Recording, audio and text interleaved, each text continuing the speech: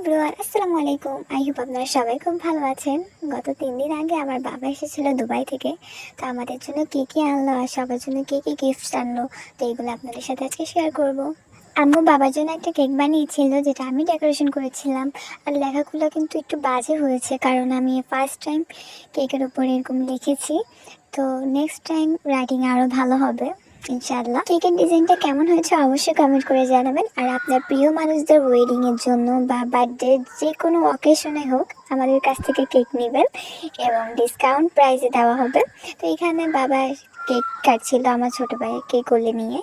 বাবা সবার সাথে গল্প করছিল, তারপর হঠাৎ করে আমি কেক নিয়ে হাজির হলাম আর বললাম যে ভিডিও করবো আর কেকটা কাট করো। তো এখানে আমার ভাইকে কোলে নিয়ে বাবা কেকটা কাটছিল আর সবার সাথে গল্প করছিল। এরপর আমার ভাইকে কেক খাইয়ে দিল। আমার ভাই আমার আব্বুর জন্য অনেক পাগল ছোটোবেলা থেকেই।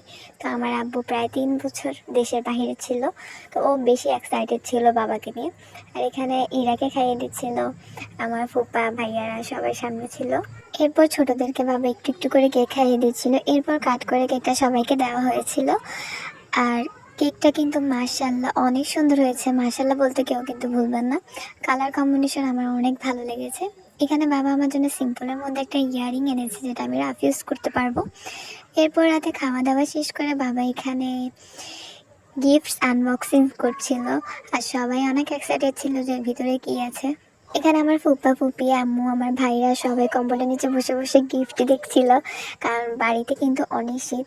যারা গ্রামে থাকে তারাই জানে এখন কতটা শীত পড়ছে। বাবা এখানে আমার জন্য একটা ল্যাপটপ এনেছিল আর আমার ভাইদের জন্য আইপ্যাড এনেছিল।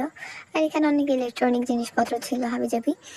আর এখানে অনেক অনেক চকলেটস এনেছিল। আর এখানে সব গিফটগুলো সাজিয়ে রাখছিলাম আর দেখছিলাম যে কাকে কোনটা দিবে, এগুলো ভাগ করছিলাম সবাই মিলে। আর গিফট যতই আনুক না কেন একটু না একটু শর্ট খায়, এটা হয়তো সবার হয়। ভাগ করতে করতে এমন সময় নিজেদের জন্যই থাকে না। আর এগুলো কিন্তু স্টোন না, স্টোন চকলেট ছিল। আর এগুলো খেতে অনেক ইয়ামি ছিল।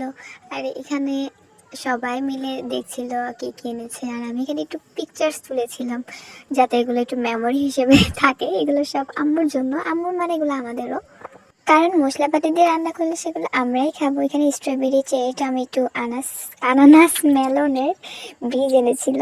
এগুলো নাকি বাংলাদেশে রোপণ করবো। আর এখানে আম্মুর জন্য স্পেশাল গিফট মাথা ব্যথার ওষুধ, মাথা ব্যথার মলম, ঠান্ডা তেল এগুলো এনেছিল। Thanks for watching for my video.